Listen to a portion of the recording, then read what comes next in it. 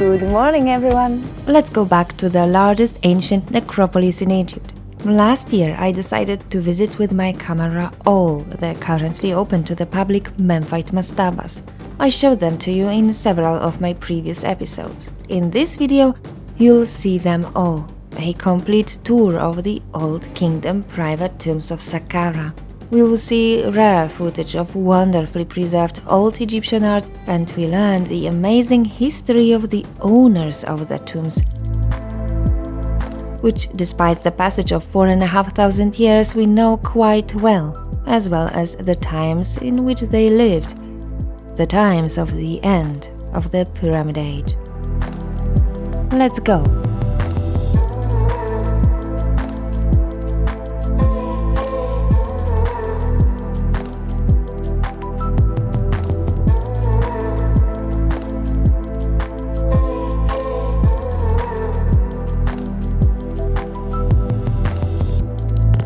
The Mastaba of Ty is located about 700 meters northwest of Djoser's pyramid and only 150 meters northeast of the famous Serapeum, which I showed you in the previous episode. This mastaba is huge, 40 meters long and 34 meters wide. In front of us, the entrance to the tomb from the northern side.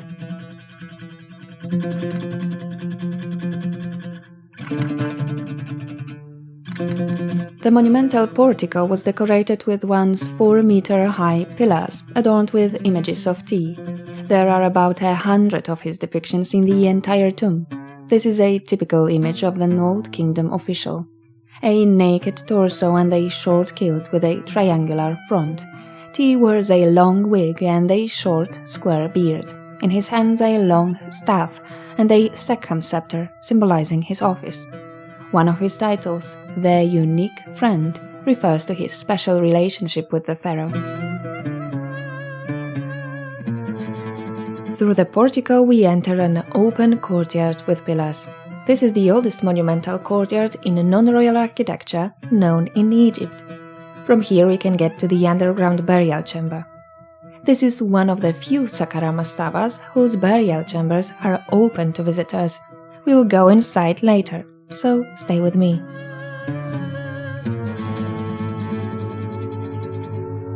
The two feathers accompanying Ty's image are a hieroglyph corresponding to the letter Y. Above it there's a symbol of a bent rope, that is Ty. We don't know what his name meant, but we do know his titles. He could call himself the king's unique friend because he had direct contact with the ruler thanks to his position as director of the hairdressers of the Great House.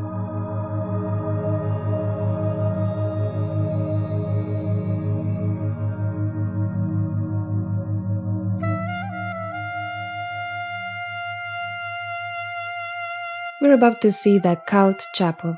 It's impressive, 5 by 7 meters and 5 meters high.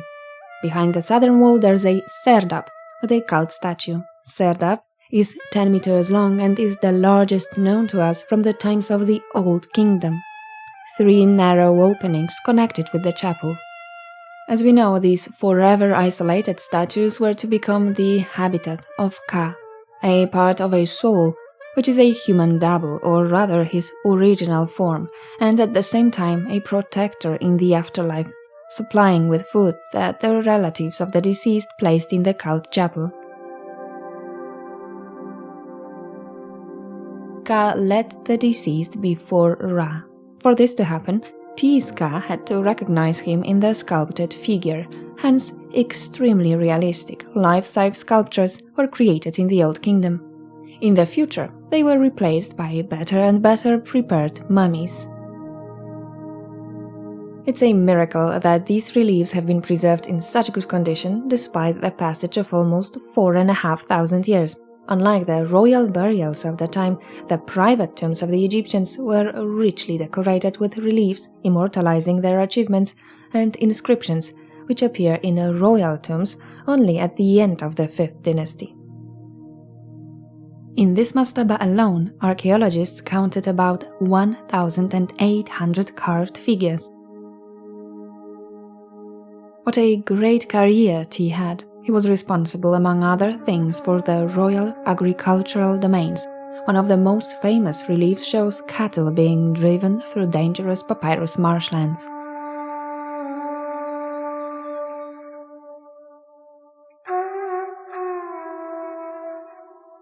We see a calf carried on the back of one of the drovers. The scared calf is probably calling its mother.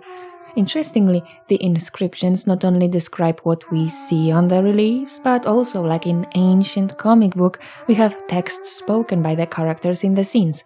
A man walking right behind the drovers, swinging a stick, shouts, "Hey, curse word here? Make the oxen move."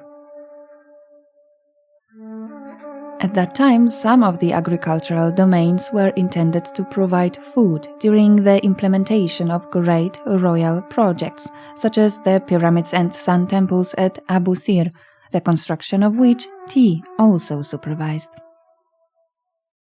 Ty served under 5 pharaohs. The oldest mention of him was found in Abu Sir, in the temple of the second ruler of the 5th dynasty, Saqqara, whereas his tomb was completed under the rule of the 6th ruler, Niankhkhnum.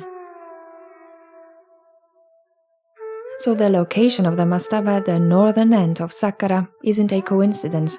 He wanted to be buried close to his kings, because it was these 5 pharaohs who built their pyramids in the new royal necropolis of Abu Sir, adjacent to the north. Niankhkhnum's successor, Menkaure Kayu, returned to Saqqara. Here we see Ty standing on a reed boat among papyrus marshlands.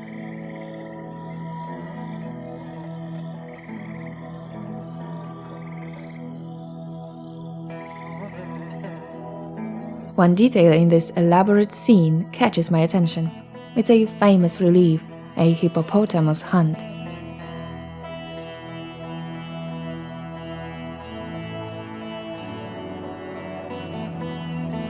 There's a lot going on here. A hippopotamus hit by harpoons is fighting the crocodile, and at the same time, another hippopotamus hit by 5 harpoons is still fighting for its life, but the hunters on the boat are ready for the final strike. These scenes perhaps illustrate Ty's efforts to tame the wild, swampy areas, to transform them into new farmlands.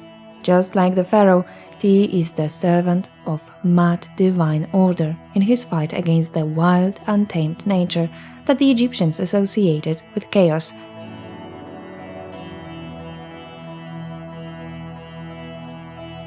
The grand scale with which Ty presented himself and the previously unseen wealth of his burial are a harbinger of new times that had dawned in Egypt at that time.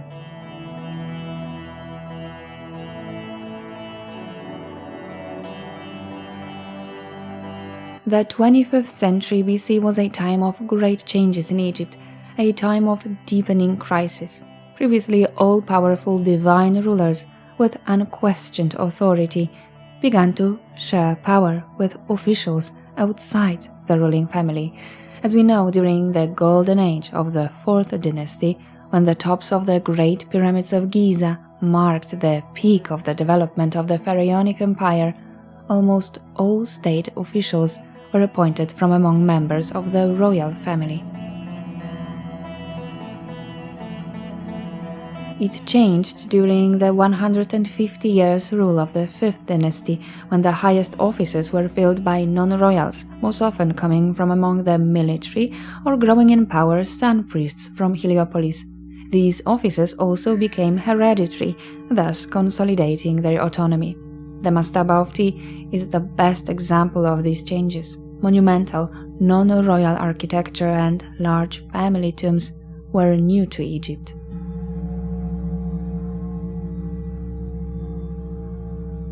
This beautiful chapel wasn't reserved only for members of the Ty family, but under certain conditions. Ty himself warns and instructs in an inscription at the entrance to the mastaba.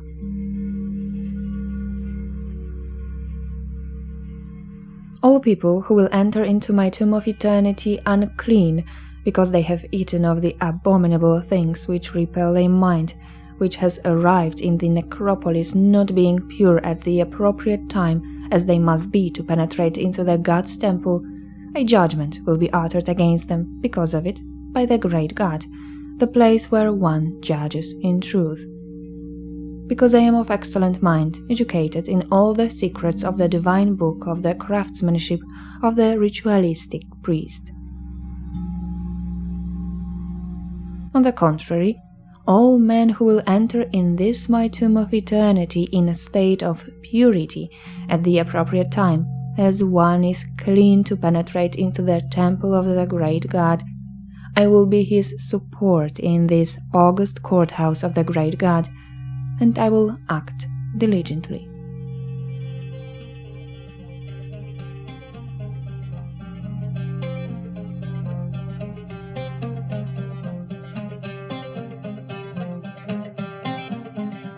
The western wall of the chapel is dominated by a pair of almost identical false doors, 4.5 meters high.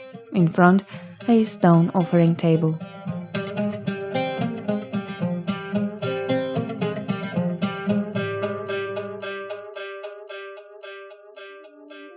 This is the oldest known false door, topped with a cavetto cornice.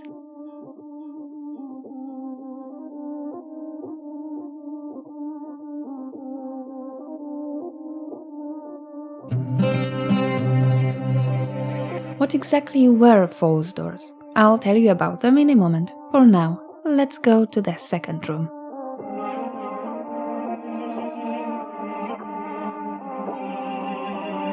The storeroom was used to keep offerings and cult objects. It's a small room, only about 5 meters long and 1.5 meters wide. The reliefs here are in excellent condition. They show craftsmen at work.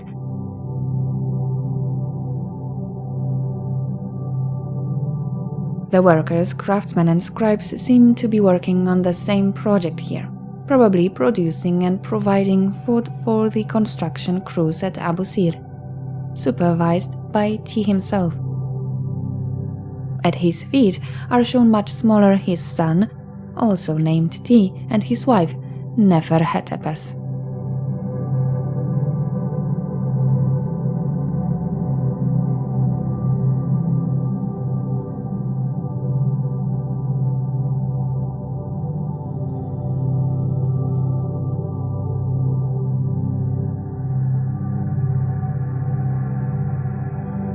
The inscriptions describe individual stages of work. For example, by bakers we have heating the oven and kneading the dough. They also show commands of scribe of the warehouse, such as "make it quickly."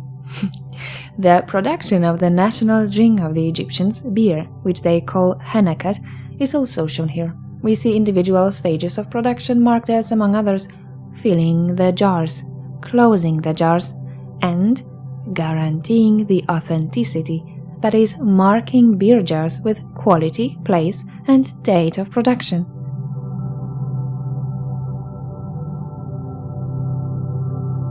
A funny scene from the tomb shows the boast of one of the harvesters, who says to his colleagues while working, "Who is the lad who works instead of talking? It is me. I tell you this, workmates, who are like women."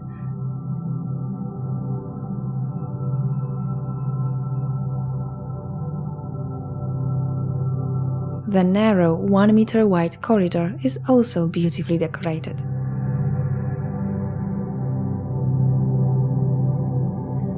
Of course, it's impossible to show you all these reliefs. Each of them tells us their own tale, and there are hundreds of them in this tomb. Therefore, it's priceless for Egyptologists, even though there are larger and perhaps even more beautiful mastabas in Saqqara.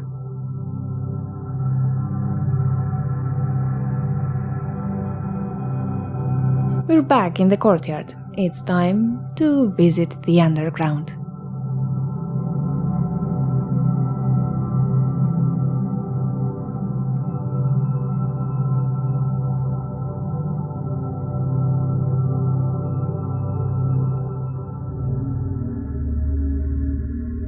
First, a very narrow passage, then a wide corridor of about 15 meters, and we're in the burial chamber.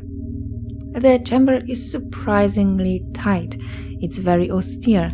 There are no decorations, only a massive limestone sarcophagus.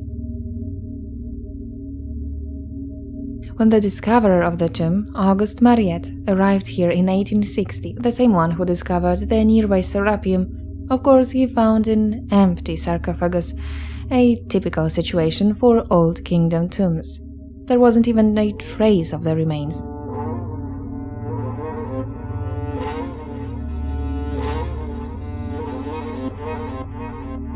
So this is probably where T, one of the highest pharaonic officials of his time, ended his path on earth.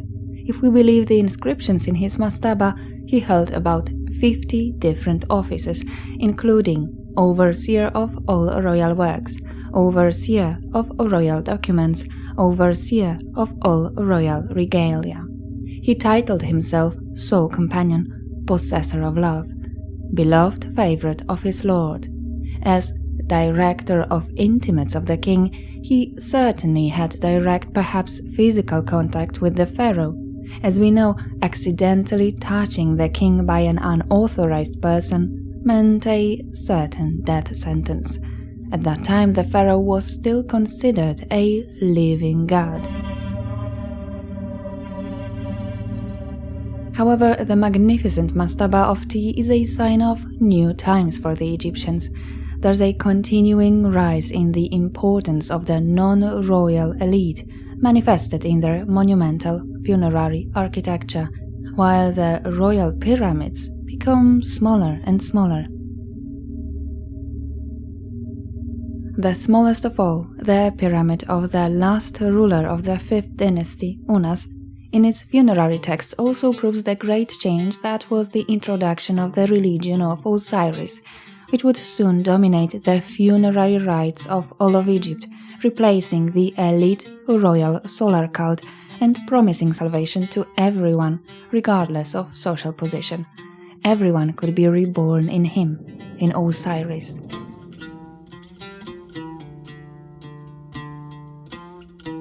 Next to the causeway of Unas, about 70 meters west of his pyramid, is our second tomb. It's not a mastaba but a small rock-cut tomb. Irukaptah was most likely not a noble but a member of the middle class, the butcher of the mill of the palace. His charming tomb shows that he must have earned quite a fortune in the service of the pharaoh.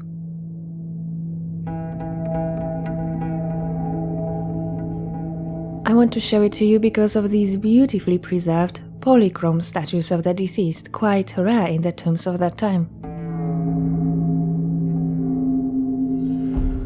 The colors are still vibrant despite the passage of 4,500 years. Although the tomb dates to the late 5th dynasty, these niches with statues carved directly into the rock give the tomb a somewhat traditional appearance, characteristic of the earlier 4th dynasty mastabas. Irukaptah probably lived during the reign of Djetkara Isesi, turn of the 25th and 24th centuries BC, the predecessor of Unas.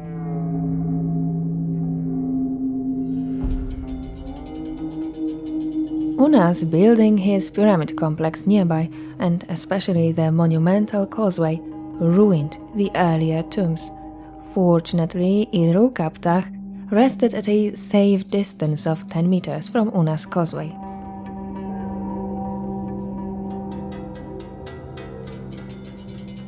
The butcher wears a short wig and a large necklace, characteristic of the Old Kingdom. The details of his loincloths with their colorful buckles and decorative bead rows have been beautifully preserved. The stocky images of Irukaptah measure 1.35 meters, so they could be life-size. The average height of Egyptians at that time was 160 centimeters for men and 140 to 150 centimeters for women.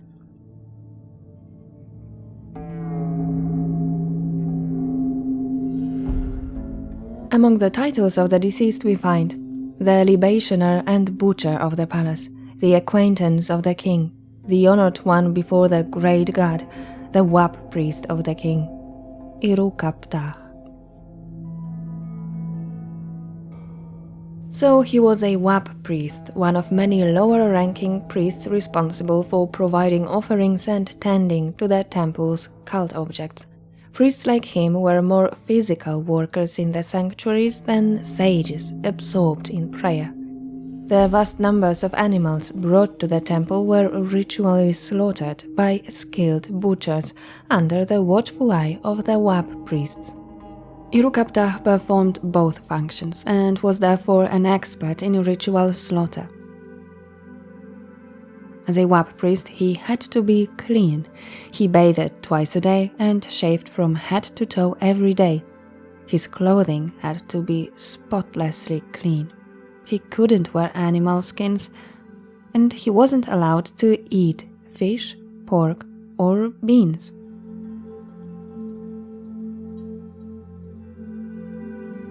As you can see, the decorations in the tomb aren't of the highest artistic level. These paintings, although they have their charm, are more like graffiti than the sublime, magnificent decoration of the mastabas of the nobles of that time, which we'll soon see in the vizier's mastaba contemporary to Irukaptah.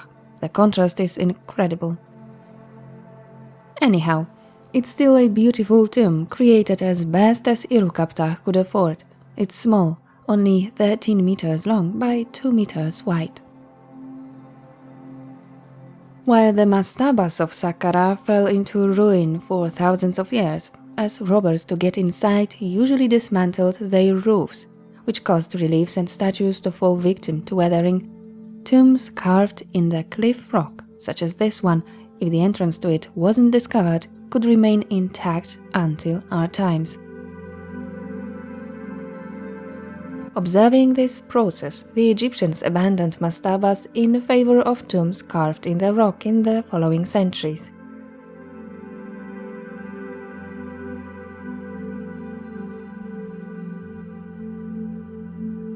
When the tomb of the butcher was discovered in 1940, it had already been looted, of course, but as many as 5 shafts were found in it, probably serving the family of Irukaptah.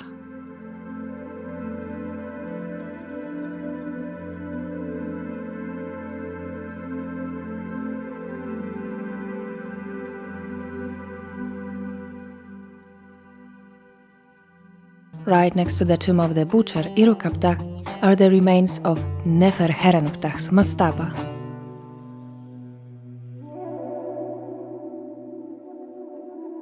The tomb is dated to the time of Unas, the last ruler of the 5th dynasty, 24th century BC, who, when building his pyramid complex and especially the long monumental causeway leading to the Valley Temple, demolished the mastabas that existed here before, or used them as the foundation. However, often in tombs used as the base for the causeway, the underground chambers along with the sarcophagi remained intact, and it was one of these mastabas that Neferherenptah usurped, only adding the cult chamber which he connected to the existing underground.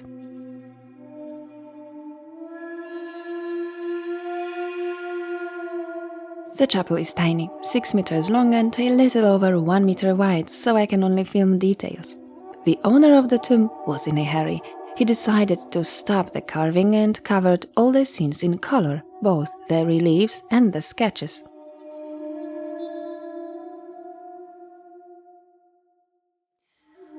The human figures are only sketched apart from the painted wigs, which isn't really surprising since Neferherenptah was the pharaoh's hairdresser, his supervisor of the wig and hairdressers. The tomb is dominated by agricultural scenes. The owner must have been sure he would have enough food in the afterlife.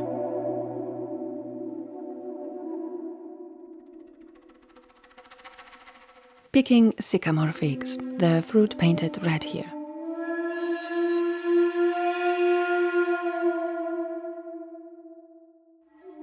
He seems to have been a particular fan of wine, as the grape harvest is the only carved scene on the wall.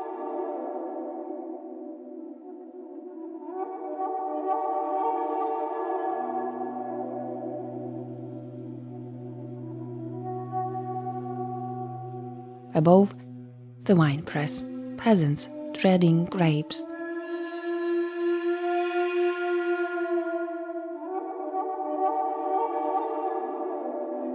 two men beating out the rhythm with sticks for the working peasants. This is how the scene was described. It's not known why they were shown in a circle. Perhaps this activity had some magical meaning. The men are naked. It's clearly visible that they are circumcised. Some wear short mustaches, fashionable during the entire Old Kingdom. Already the first king of the Third Dynasty, the famous Djoser, had exactly such a mustache, as can be seen on his polychrome Ka statue, found near the Step Pyramid.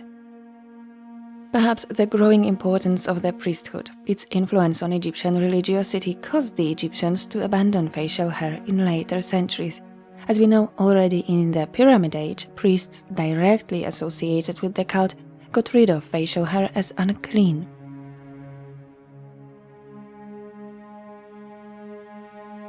Even the most important here, false doors, have been left unfinished. I'm taking you now to the aforementioned Mastaba of the Vizier from the time of the butcher Irukaptah. About a kilometer to the northwest is the lonely family cemetery of the most powerful courtiers of the pharaoh Djetkara Isesi. As we know, the times of the Fifth Dynasty were a gradual increase in the crisis of kingship. Until recently, the highest offices held exclusively by members of the royal family began to not only be held by courtiers from outside the family, but they became hereditary.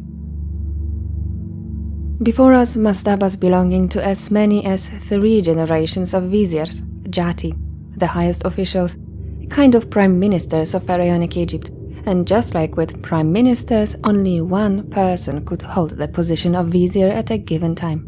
Djetkara had as many as 5 viziers during his long reign. Before I show you the magnificent decorations of tomb D64, let's take a look at the ruins of the Mastaba of Ptahhotep I, which for safety reasons is closed to tourists. The walls are in danger of collapsing, and in one of the chambers there's a nest of bats, which I really don't like.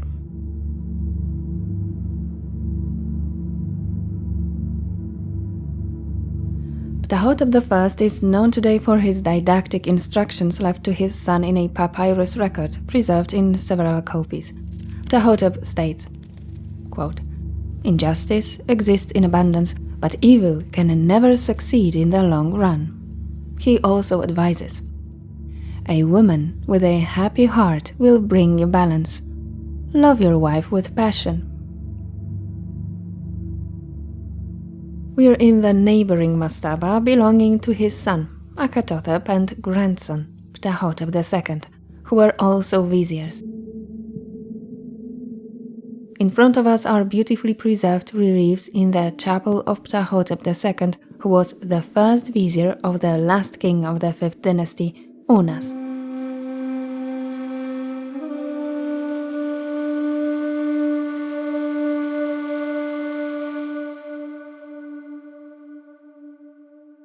In my opinion, these reliefs are among the most beautiful in Old Kingdom Egypt.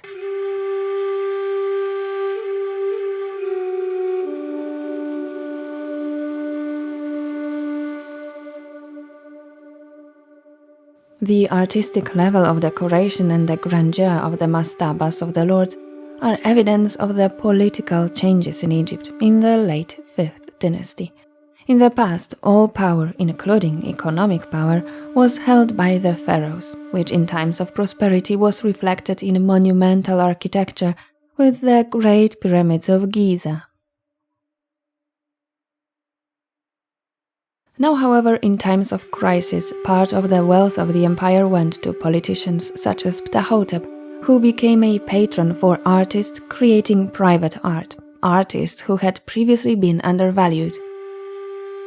Hence, we observe in these tombs a true flourishing of the fine arts, which lasted until the fall of the Old Kingdom, which would happen in the 23rd century BC.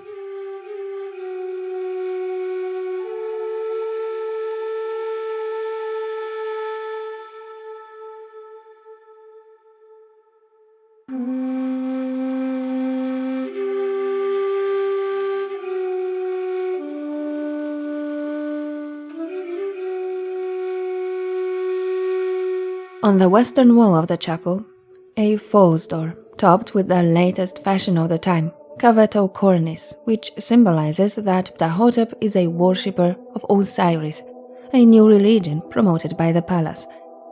It's at this time that the king recognizes Osiris the savior as the god of the dead, who will replace the traditional Anubis in this role.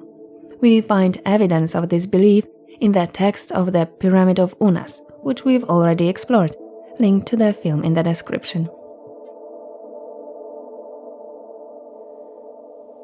A unique representation of the deceased carried on a litter with a canopy.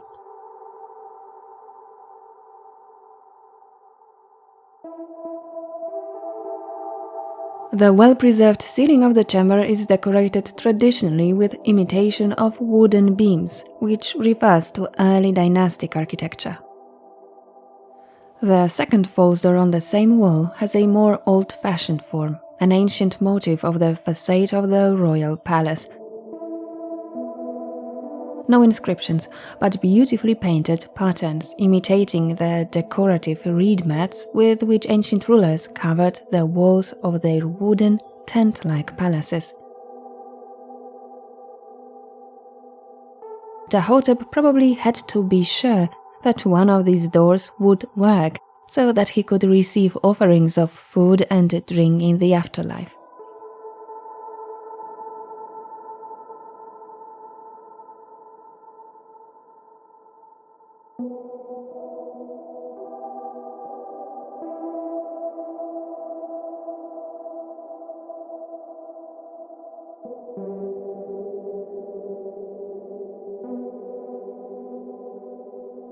As the vizier supervised the entire state, the themes of the reliefs are diverse.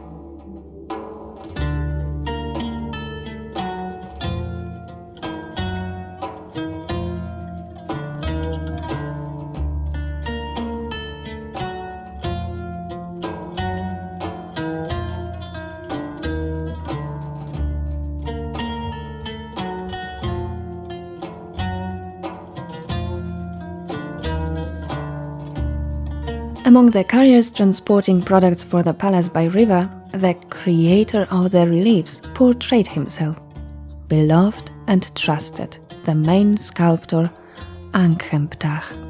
This may be the oldest known signature of an Egyptian artist under his work.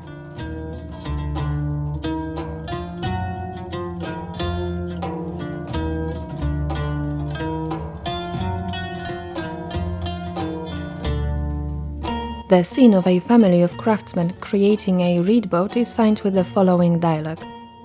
"Boy, bring me the ropes." "Oh, father, here's the rope for you."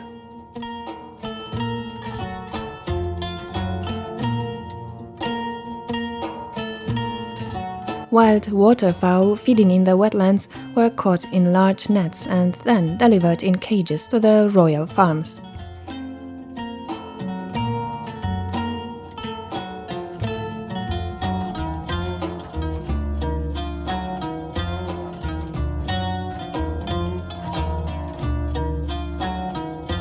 As usual, the most interesting reliefs are in the highest registers. It's not easy to film them.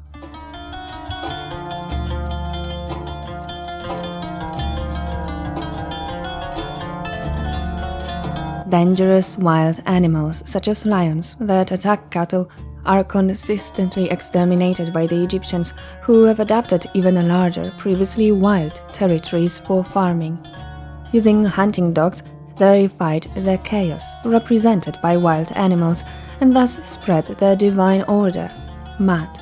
Such a policy would force them, already in the times of the New Kingdom, to import from distant Nubia lions exterminated in their country.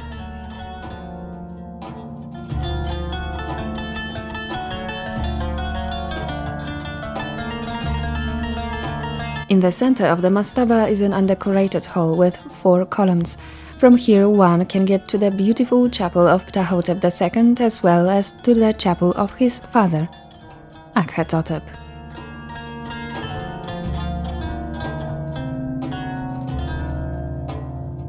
Unfortunately, the chapel of Akhethotep is in much worse condition. On the largely damaged false door, we can read one of the oldest texts referring to Osiris. May the king and Anubis grant an invocation offerings of bread and beer to him in the necropolis as daily rations every day. May Anubis, lord of the sacred land, grant his burial in the necropolis and a very happy old age as to one who is deserving. May Osiris, lord of Busiris, grant his burial in the necropolis city in the western desert. The white entrance corridor leading to the Mastaba chambers was also decorated by Akhethotep. However, it's clearly unfinished, even by his son. The outlines of the figures were made, but in many places they are left at that. The varying state of completion of the reliefs give us a rare insight into all the stages of their creation. Akhethotep, in a short, thick wig, a white necklace and a starched triangular kilt, characteristic of Egyptian aristocrats of the Old Kingdom. The smaller figure walking in front of him is the future vizier, Ptahhotep II, here shown naked with a youthful sidelock and holding a hoopoe by the wing. The hoopoe was considered at that time to be a symbol indicating that the child was the heir, the successor of the father.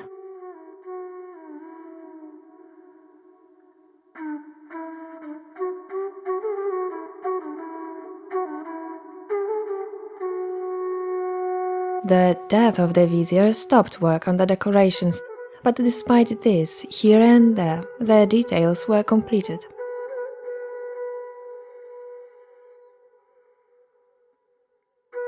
This is truly an extraordinary place, a fascinating mastaba.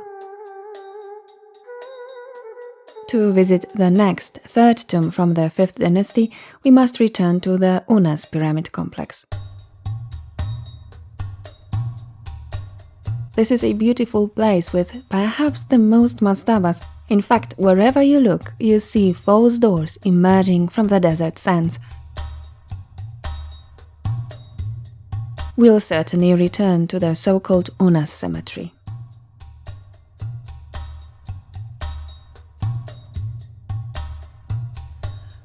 On the outskirts of his cemetery, about halfway up the causeway from the pyramid to the Valley Temple, is the famous mastaba, the so-called Two Brothers, which Unas treated as a foundation. He led his causeway over the mastaba, strangely enough without destroying it. So we know that it's older than Unas, probably built during the reign of King Neferherenptah in the 25th century BC.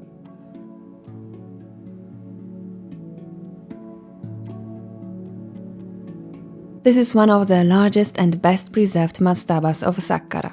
At the same time, it arouses much controversy.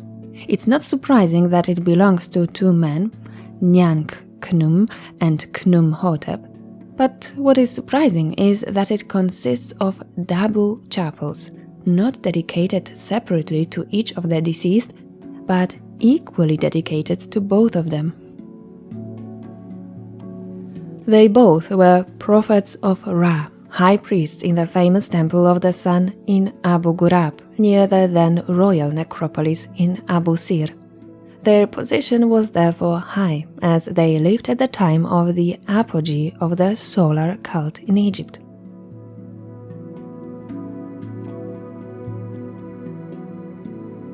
They also performed secular functions as royal administrators, confidants of the king, his privy councillors, and perhaps their original function was supervisors of the manicurists of the palace. As we know, in the late Old Kingdom, the highest honors were often achieved by those courtiers who, due to the functions they performed, had direct physical contact with the ruler, such as hairdressers or manicurists. Due to their access to the divine pharaoh, inaccessible to ordinary mortals, their position at court was very high.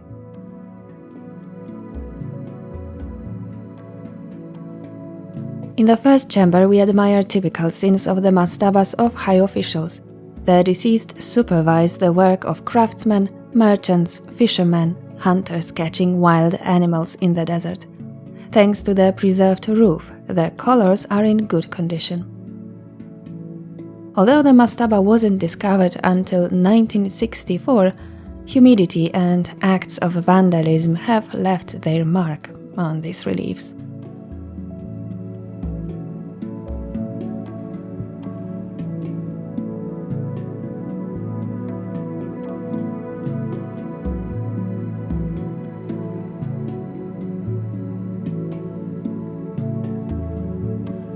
To get to the main chapel of the mastaba, we pass through the unroofed open courtyard and enter the oldest part of the tomb, the rooms carved into the rock of the cliff. Originally it was supposed to be a rock-cut tomb, like the one of the butcher, Irukaptah. However, the owners had to unexpectedly become rich enough to build themselves a magnificent mastaba whose new rooms lead to the antechamber and offering chambers carved into the rock. A beautifully decorated, monumental portal leads to these small, I'd say tight rooms.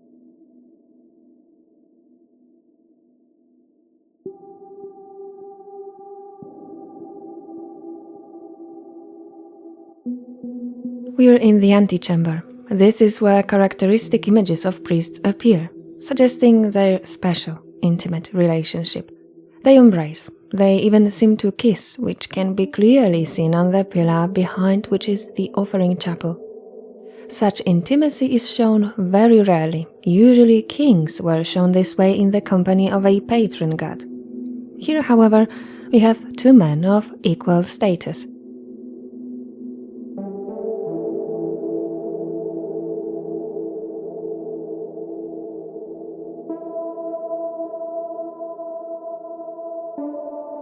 The dispute over their kinship or relationship continues to this day.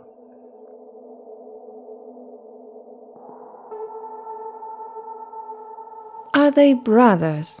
As we know, some believe that they were twins. Are they a pair of lovers? We know for sure that they had their wives and children, also visible in these reliefs, but there's no mention of the kinship between Khnumhotep and Niankhkhnum. Supporters of the theory of their alleged homosexuality point out that it was a phenomenon documented by the ancient Egyptians. A rendition of the story from the Old Kingdom, preserved in several copies from different periods, entitled King Neferkare and General Sassanet, is supposed to prove the homosexuality of the king of the 6th dynasty, Pepi II Neferkare. His nightly meetings were witnessed by a certain Teti, a commoner who saw the divine person of the king Neferkare going out during the night to walk on his own. Teti said to himself, "If this is the case, then it is true what is said about him, that he goes forth during the night." Then Teti followed the king, who arrived at the house of the general Sassanet. He threw up a stone and stamped his foot, at which a ladder was lowered down for him. He climbed up, and Teti, son of Henet, waited. When his divine person had done what he wanted to with the general, he returned to the palace.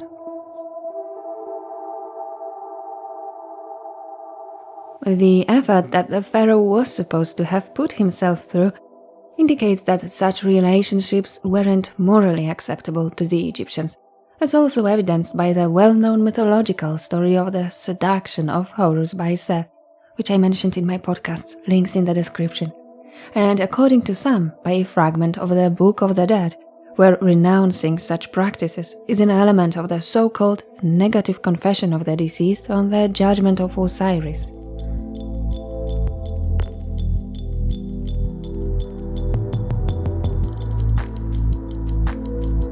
So what connected Khnumhotep and Niankhkhnum? We'll probably never know. It's another mystery of the Saqqara necropolis.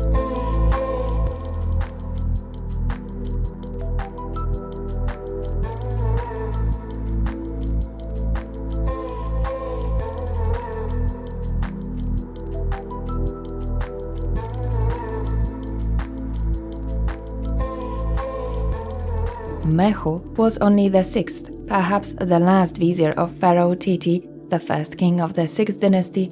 He began building his tomb during the time of the previous ruler, hence the location of his mastaba in the vicinity of the so-called cemetery of Unas.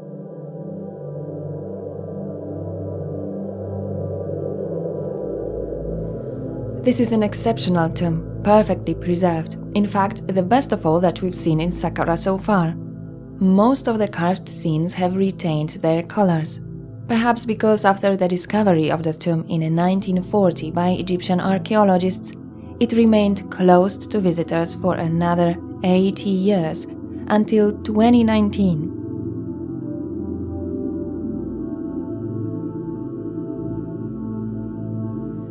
The most characteristic element of the tomb is the false door in the cult chapel of Mehu. They are perfectly preserved, probably the best in the whole of Saqqara. The paint that covered the limestone is supposed to imitate red granite.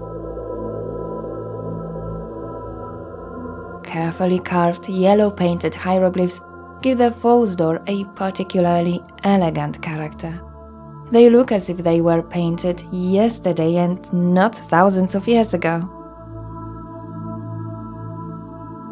Next to the traditional guardian of the dead, Anubis, we see the name of Osiris, who in the times of Mehu was already becoming a national deity. The perfectly preserved ceiling was also painted to imitate granite, which, as we know, was reserved only for gods and pharaohs.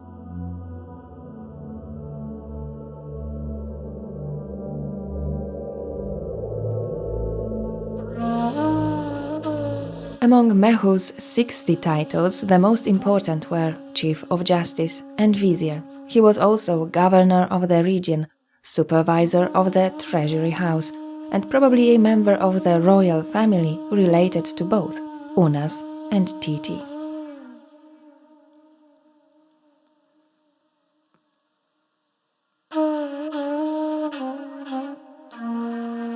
More original colors mean more information for historians who have identified, among others, many species of birds bred in Egypt at that time, all thanks to the faithful rendering of plumage by ancient painters.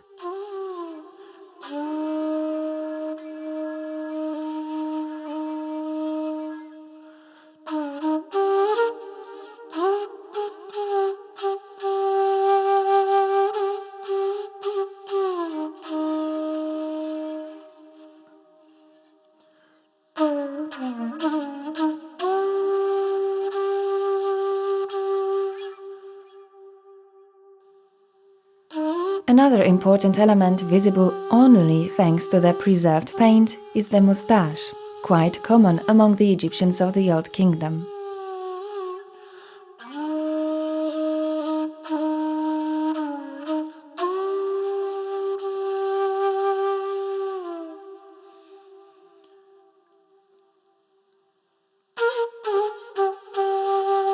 In the antechamber we see a large image of Mehu, accompanied by his wife, Princess Neferkaues, king's daughter of his body. From here we can get to the second cult chapel that was probably intended for Mehu's son, Mereruka. He was also supposed to have been a vizier, probably under Pepi I, who came to the throne after the short rule of Userkare, a usurper who may have been responsible for Teti's death. According to the 3rd century BC Ptolemaic historian Manetho, Teti was executed by his own courtiers.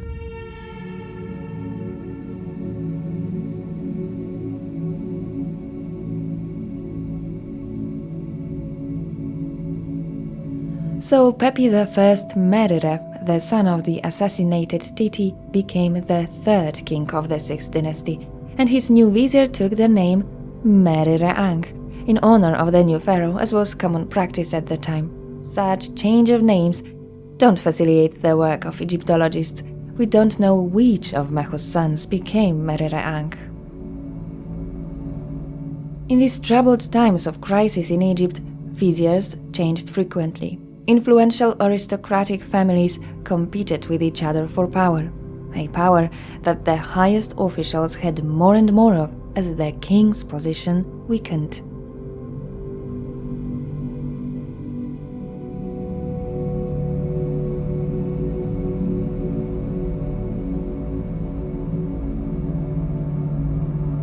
This is one of my favorite mastabas. Everything around us is original, not reconstructed like in many others.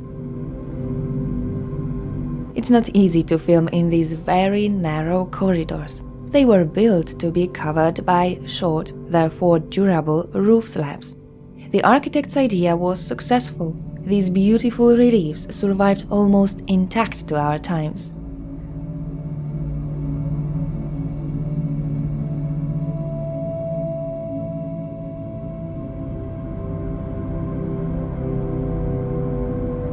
On the eastern side of this narrow corridor is the entrance to a vast open courtyard, unfortunately almost completely destroyed today. It was here that the shaft leading to Mehu's burial chamber was found.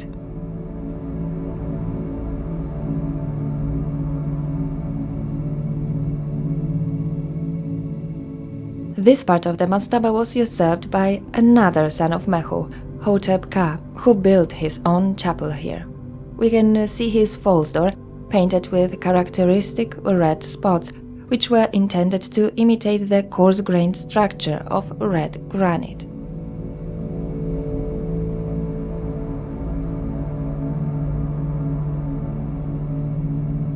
Only a small fragment of the chapel wall has survived to our times.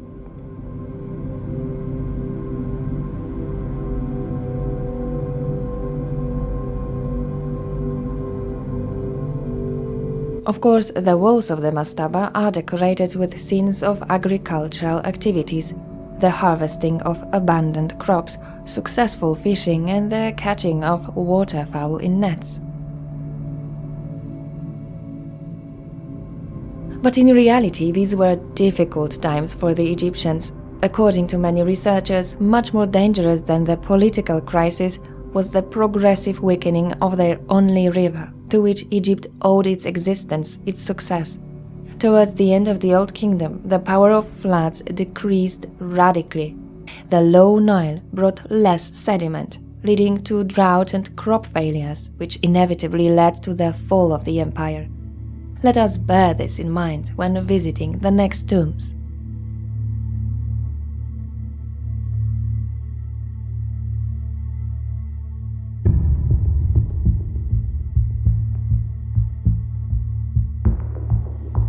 In the immediate vicinity of Mehu's tomb we come across several mastabas, including the mastaba of the daughter of Pharaoh Unas, Idut, built in the times of Teti with the famous scene of a hippopotamus giving birth. The tomb of Unas' son, Unas Ankh. The walls were cut down and taken to Chicago in America and reconstructed there, so not much remains. Equally badly damaged is the tomb of the royal prince, Inefert, also from the time of Unas. To visit another tomb of a vizier from the early 6th dynasty, we must go to Teti's cemetery, near his pyramid, about a kilometer to the northwest.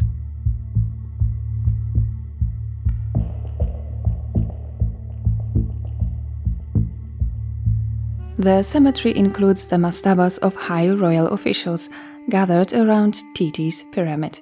Among them, in the immediate vicinity of the pyramid, the largest and most important, the mastaba of Teti's third vizier, Mereruka, a powerful politician and priest who, like his predecessor Kagemni, I'll show you his mastaba another time, was Teti's son-in-law.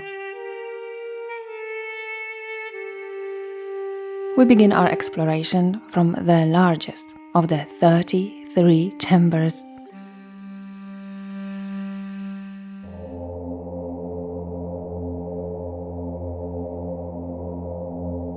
This is the best preserved wall of the tomb. Opposite the entrance to the chamber we see probably the most spectacular false door in Egypt. It actually resembles an entire chapel in front of which Mereruka majestically walks, as if leaving the land of the dead to receive offerings made to him by the living. A beautifully preserved 2-meter-high sculpture of Mereruka, dressed in a starched kilt. In his left hand he probably held the symbol of his power, his scepter.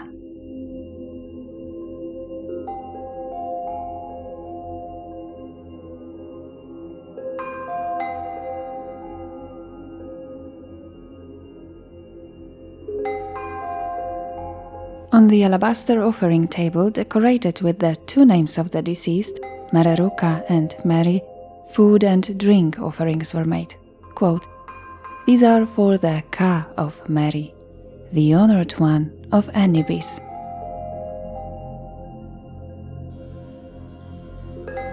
On the colorful reliefs we see the vizier surrounded by his family.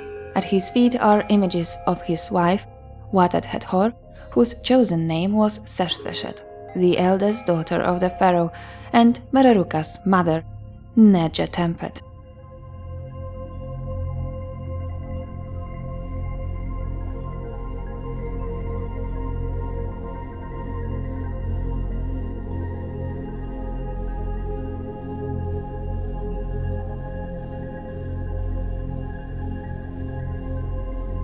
The 4 naked youths with the long sidelock braids are probably his sons. The oldest of them, Teti, was also buried here. 5 chambers of the Mastaba were dedicated to him. The same number of rooms were given to Mereruka's wife. So we've got here 3 tombs in one. Among the carved scenes of the glamorous court life, attention is drawn to the acrobatic performance of naked girls. It's not hard to imagine, being in this tomb of almost royal scale, how much power Mereruka accumulated throughout his life as the second person in the state, right after the pharaoh.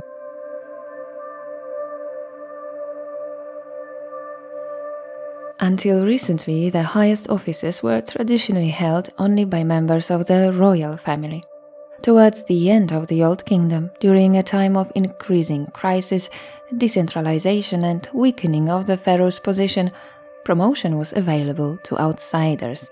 Courtiers such as Mereruka, who, according to some researchers, began his career as a palace guard. As he climbed the career ladder, he held the positions of treasurer of the king, overseer of the king's harem, and overseer of the scribes of the royal documents.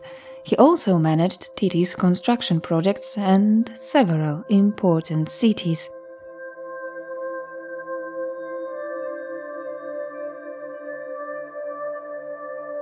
Particularly interesting scenes related to the management of the royal estate include the feeding of tethered hyenas, which were probably tamed for fighting and guarding.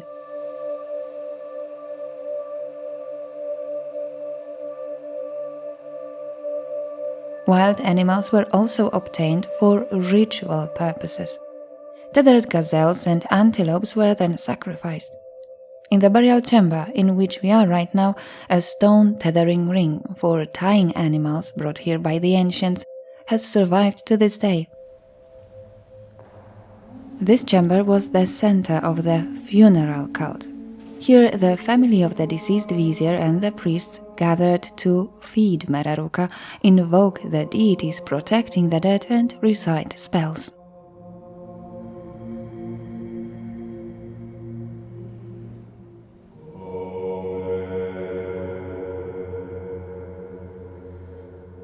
The tomb was in semi-darkness.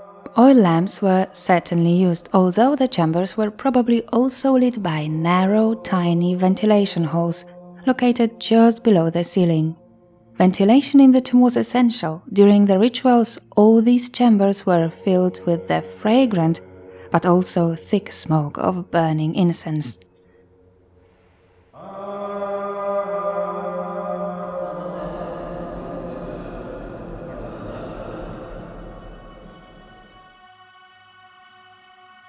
The next western wall of the chamber is dominated by nautical scenes. It was originally decorated with as many as 20 ships. On each of them we see sitting Mererukas, so they are not showing transport of his remains, but most likely it's an account of a pilgrimage, perhaps to Abydos.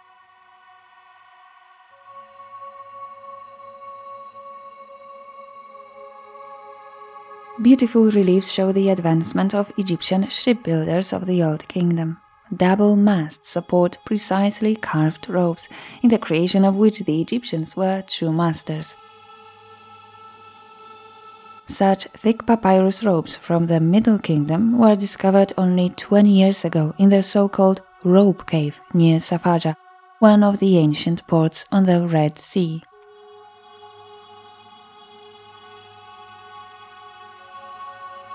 It's easy to miss this tiny monkey walking on the mast, probably the crew's pet.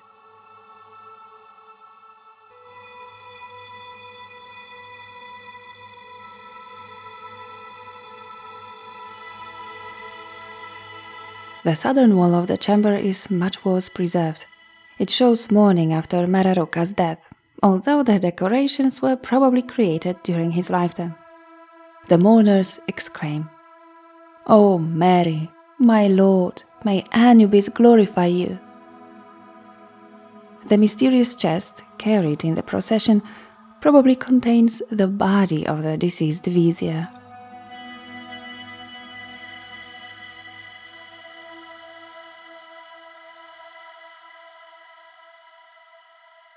This relief may show mourners jumping from the deck of the funeral bark into the water, thus demonstrating their despair.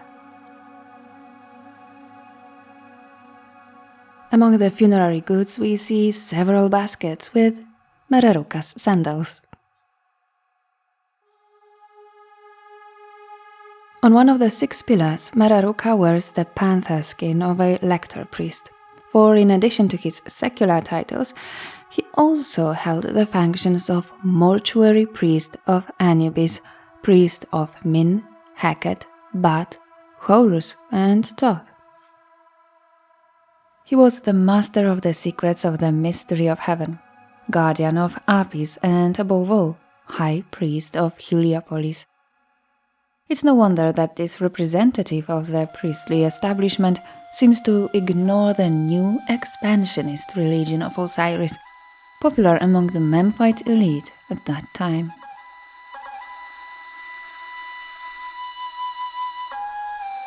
On the eastern wall we can see agricultural scenes, underlying quite funny everyday life situations, which are sometimes signed with dialogues of the characters shown as in an ancient comic book.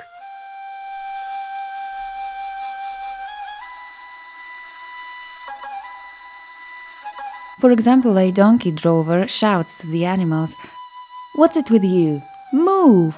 Go! Go!" We've already seen similar scenes in the Mastaba of Ty, a high official from the 5th dynasty. Link to this video below in the description. Donkeys were to the ancient Egyptians what camels later became. Although camels had always been present in Egypt, they were only domesticated around the 6th century BC, probably under the influence of Persian invaders. In another scene, one of the harvesters tells his colleagues, "Cut the barley and I'll have a beer," after which the watchful overseer rushes him to work as well. Time to explore the other rooms of the Mastaba. There's much to see here, but I must warn you, it's a real labyrinth. As we already know, Mereruka's Mastaba houses 2 smaller ones. One of the funerary complexes belongs to his son, Mary Teti, for whom this elegant, perfectly preserved false door was made.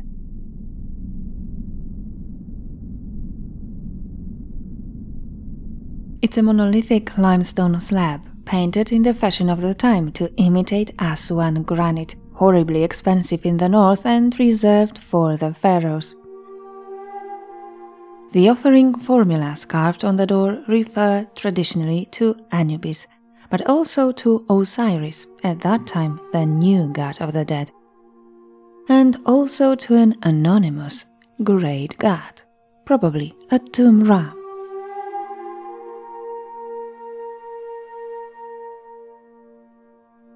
Meretiti lived in a time when the highest offices and honors were becoming hereditary. His powerful father Mereruka took care of his son's career. Almost every one of his secular and clerical titles was inherited by Meretiti, including the most important one. After Teti's death and Userkare's short-lived rule, Pepi I became the new pharaoh, and Meretiti became his first vizier. It's worth mentioning that during Pepi's long reign, he was served by at least 8 viziers, including for the first time in history, a female vizier. Her name was Nebet and she was the pharaoh's mother-in-law.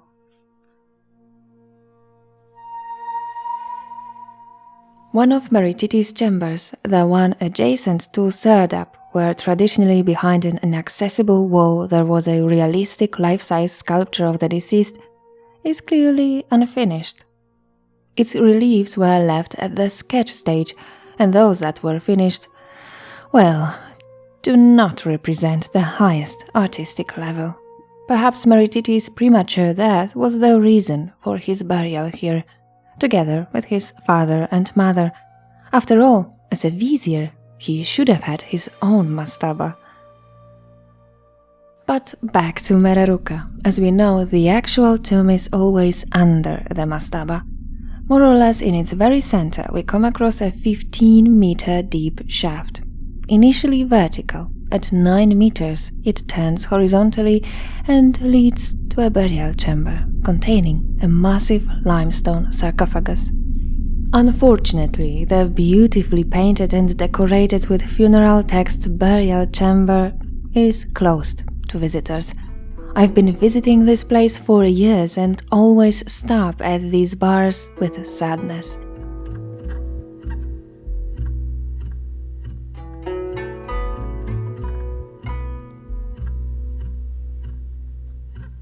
Another chamber with a false door and depictions of offerings for Mereruka. Here the scenes are exceptionally charming. The details attract attention, beautifully depicted tiny domestic animals such as hedgehogs in cages and birds carried in baskets. It's a real miracle that the reliefs have been preserved in such good condition despite the passage of over 4,300 years, especially since for thousands of years the mastaba was without a roof, which made it vulnerable to weathering and robbery. In 1893, the mastaba was discovered by the French archaeologist Jacques de Morgan, who restored its walls and roofed the tomb, which was opened to Saqqara visitors very early on. The mastaba was rebuilt according to its original dimensions, which are approximately 30 by 40 meters and 4.5 meters high.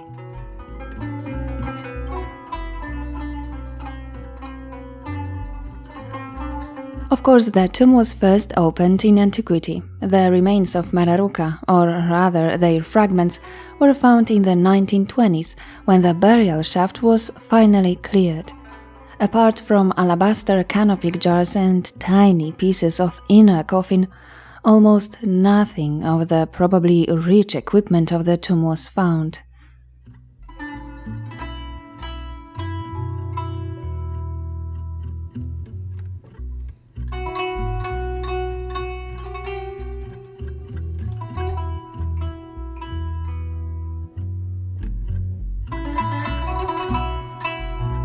The chamber adjacent to Mereruka's serdab is decorated with scenes of scribes receiving mortuary offerings of food and live animals. Everything was obviously meticulously recorded.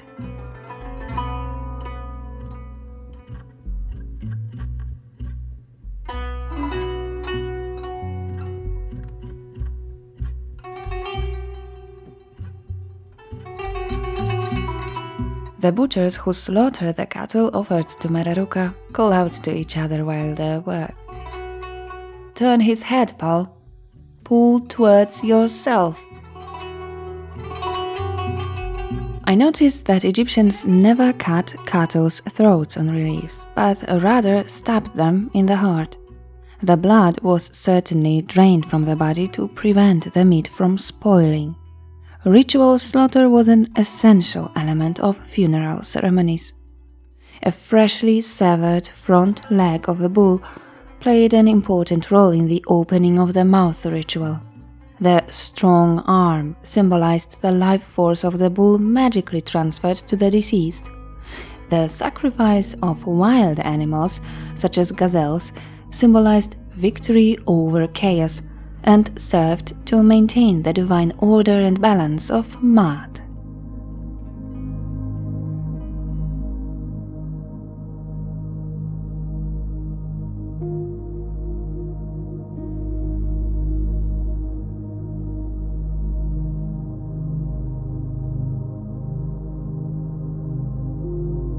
And the favorite Egyptian motif of fishing on the Nile. 20 fishermen standing on one boat haul out a large net filled with different kinds of fish.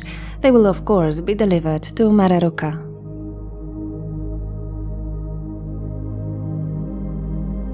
Made of knotted linen and weighted with small lead weights, archaeologists have discovered many such ancient nets from different periods, deposited among others in tombs. They would certainly be useful in the afterlife, especially in the Osirian vision of paradise. Green land full of lakes, Saqqara, the field of reeds.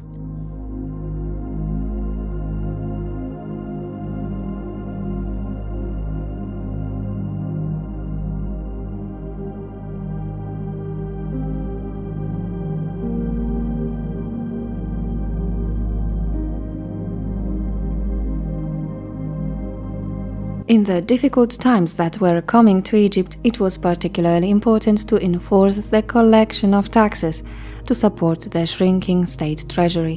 One of the chambers shows a scene of village leaders being punished for not paying taxes. Scribes appointed by Mereruka's local tax officers record the evidence, while the accused are publicly flogged. Interestingly, all the figures depicted are signed with names and titles, so the scene probably took place in real life.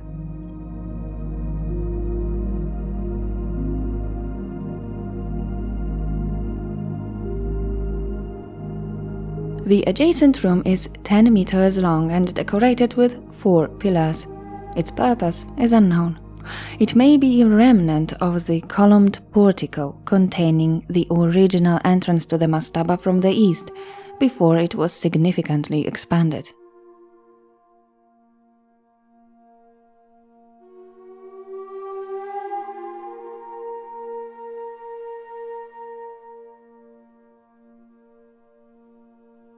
Finally, we reach the third funerary complex of Princess Akhethotep, wife of Mereruka and mother of Teti. But we won't find an entrance to the burial chamber here, because the 14-meter shaft is accessible only from the roof. Here she is, as usual, shown smelling a lotus flower. Her short hair is decorated with a tiara with a long ribbon. Like a typical noblewoman of the Old Kingdom, she wears a long, tight dress, with her breasts exposed.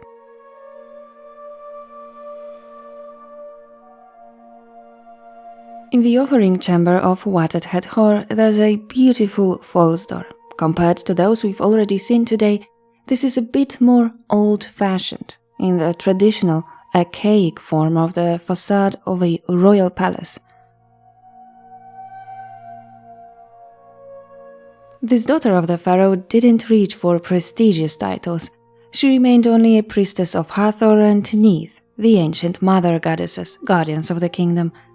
In her chapel we read, "The king's eldest daughter, his beloved, the honored one before her father, the priestess of Hathor, lady of the sycamore, the priestess of Neith, who is north of the wall.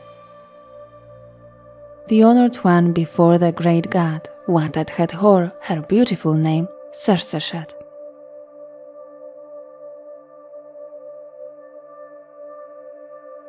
Of course, there had to be a relief showing a hippopotamus hand. For me, this motif is a symbol of the Mastabas of Saqqara. Oh yes, the Egyptians, regardless of the period, loved spending time by the river. Apart from the religious symbolism, what could be more exciting than a dangerous fight with a hippopotamus? Was it extreme sport for them?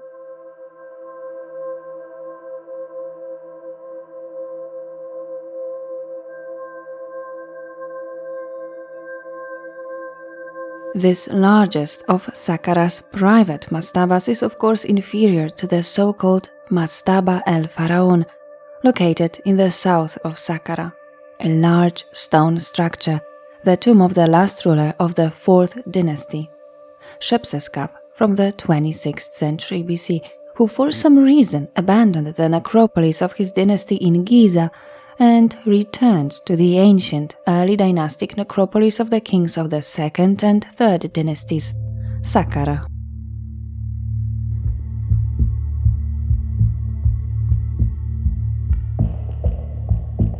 Before I take you to the mastaba of another of Teti's viziers, Kagemni, let's take a look at the neighboring tomb of the mysterious Neferseshemptah, who according to some scholars was supposed to become vizier. I had to show you this spectacular false door.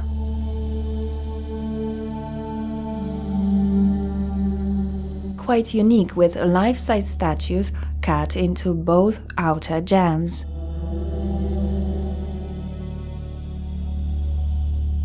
The bust of the deceased, carved into the central panel of the door, probably presented a naturalistic portrait of the official. Deliberately vandalized, as you can see, perhaps immediately after Neferseshemptah's death.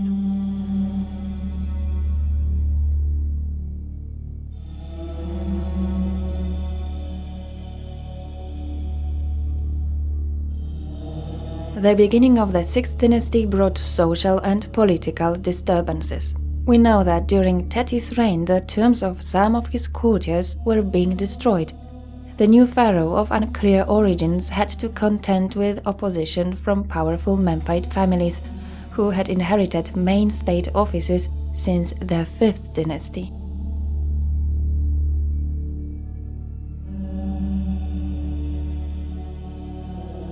Teti therefore formed alliances by arranging political marriages. He had many daughters, most of them named Sesheshet, probably in honor of his mother.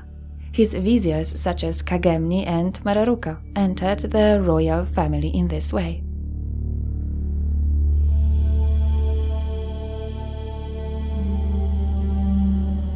Neferseshemptah also married one of Sesheshet's, hence the conclusion that he was prepared for the role of vizier, which he never became. Perhaps he was assassinated by his rivals, as was the case with Pharaoh Teti himself, who was also to become the victim of a palace conspiracy after 30 years of difficult and turbulent rule. At that time, the pharaohs built their pyramids relatively small, and as you can see, they were also quite poorly constructed. But the mastabas of nobles, especially viziers, serving as prime ministers and chief justice, were built in a big way. The best example, the Mastaba of Kagemni, one of the largest ever built in Saqqara.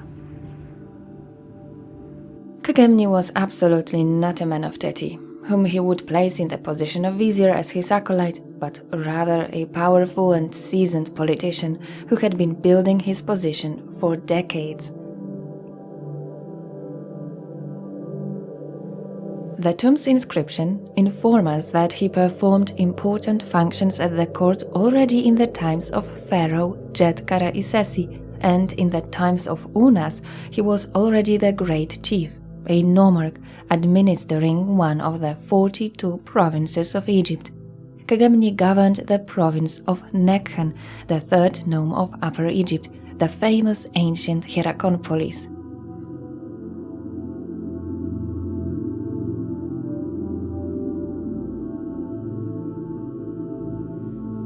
In those times, the nomarchs were no longer just royal representatives of the nomes but increasingly independent feudal lords. The progressive decentralization of power during the 6th dynasty would ultimately lead to the break-off of the nomarchs with the palace and the disintegration of the state, which would occur approximately 100 years after Kagemni's death.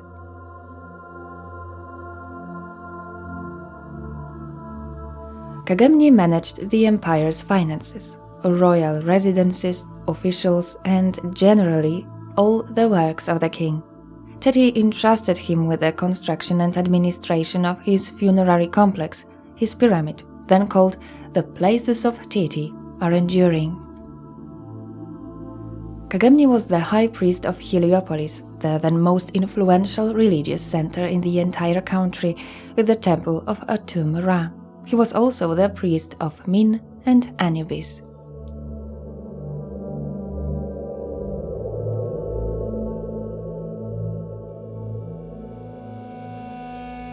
A truly unique scene. One of the farmhands feeds a young pig from his own mouth. Pigs were almost never depicted in reliefs because they were generally considered unclean. As you can see, only the lower registers of the walls have survived to this day.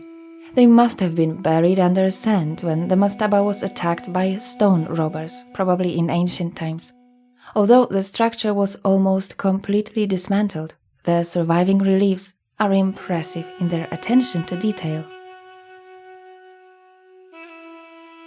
And here are dancers acrobats entertaining their vizier.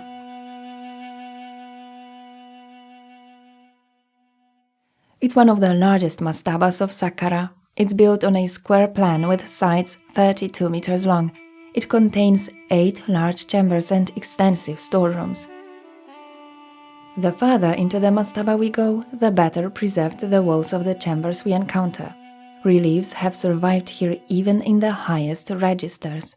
We are in the main cult chamber, with a false door, in front of which the deceased's relatives made offerings and recited inscriptions carved on the door. The soul of the vizier reached for food through a narrow opening, painted here orange, the open part of the door which suggests a roller on its top.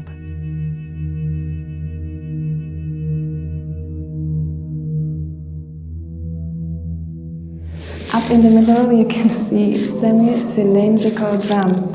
This was the imitation of the real reed mats that were used to close the actual doors of ancient Egyptians. Something like a modern roller blind. In this chamber, instead of presenting motifs from everyday life, the focus is on the posthumous cult, primarily on making offerings to Kagemni, feeding his Ka. Bringing slaughtered animals, fowls, and all kinds of plants, which are from his cities and villages of eternal possession, all the servants of the eternal good, in the new year, on the Wag festival, on the feast of Thoth, of the first day of the year, feast of Saqqara, the great fire, and the sacrifices on feasts of the new year and full moons, and on every feast of the chief judge and vizier Kagemni.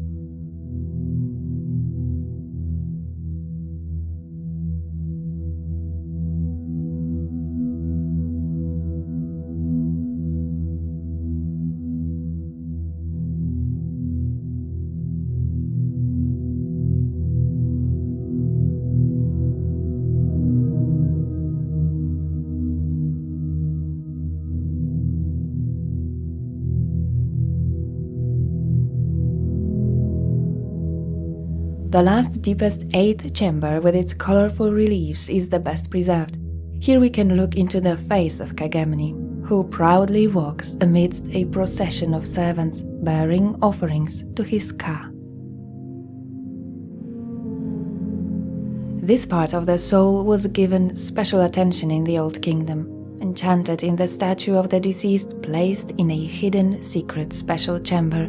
Ka was his spiritual double, maintaining the life force.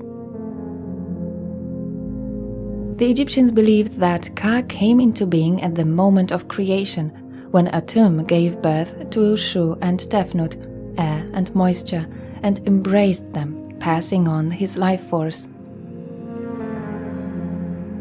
The hieroglyphic symbol of Ka is therefore two arms connected together, as if reaching for food to sustain the deceased Ka. Offerings of incense, oils, and live animals were also made to Ka. Ritual slaughter, especially of bulls, released a lot of energy, which was absorbed by the Ka.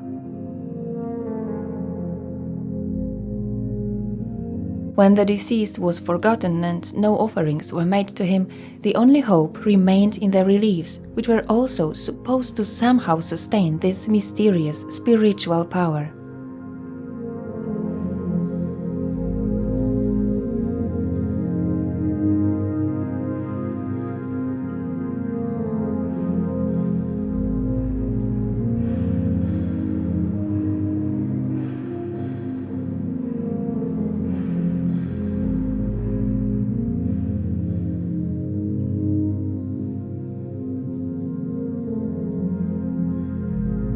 As you can see, scenes of processions with offerings dominate the mastaba. The closer to the exit, the more free the subject of the reliefs becomes, so to speak.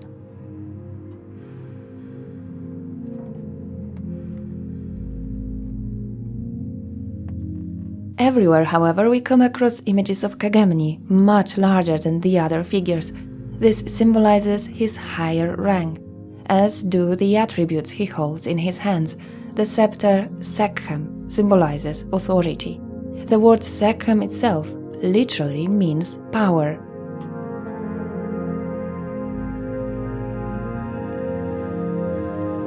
We also often see the vizier with a staff in one hand and with a folded cloth in the other. This refers to two hieroglyphic symbols, which when put together mean official. It's not surprising, therefore, that in almost all mastabas of high officials we find very similar representations. A beard and a long wig are obligatory attributes of a nobleman. When he wears a short wig or no wig at all, he's distinguished by a diadem with a long ribbon fastened with a bow. The so-called heart amulets appear at the end of the Old Kingdom and refer to the young Osirian beliefs as a symbol of the justification of the soul in the judgment of Osiris. The inscription on the facade of the mastaba reads, "The Majesty of Teti, my lord, he who lives eternally, named me as the head of all offices on the service at any hour at their residence. His Majesty had confidence with regarding all things which His Majesty had ordered to be done, because I was capable, because I was appreciated by His Majesty."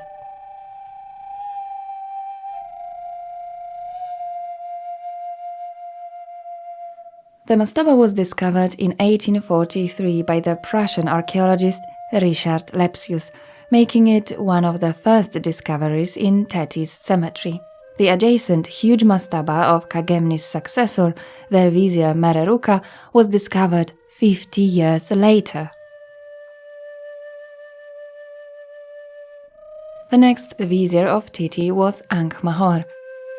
The scarce remains of his mastaba contain a famous relief, a scene of circumcision.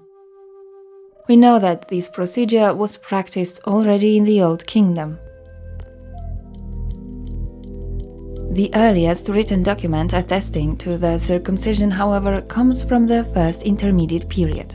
We don't know if it was a common practice, but we know for sure that it was popular among Egyptian elites.